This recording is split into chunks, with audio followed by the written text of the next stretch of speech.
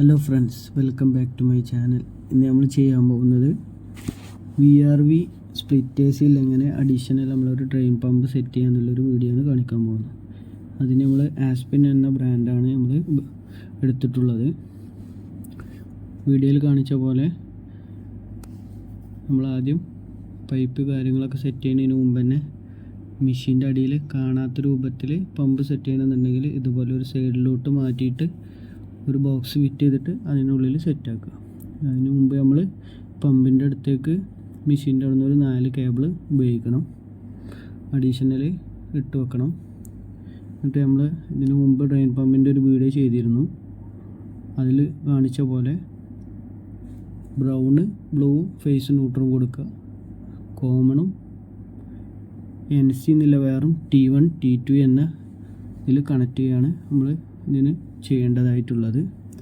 ഇങ്ങനെ ഫിറ്റ് ചെയ്യുമ്പോഴും ഇതുപോലെ വൃത്തിയായിട്ട് അടിയിൽ പമ്പ് കാര്യങ്ങളൊന്നും കാണാതെ നമുക്ക് സെറ്റ് ചെയ്യാം.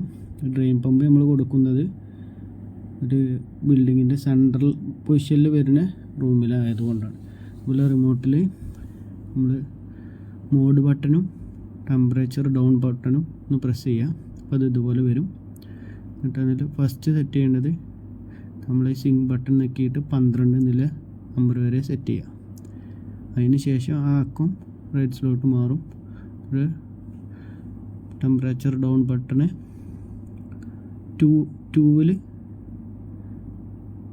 സെറ്റ് ചെയ്യുക.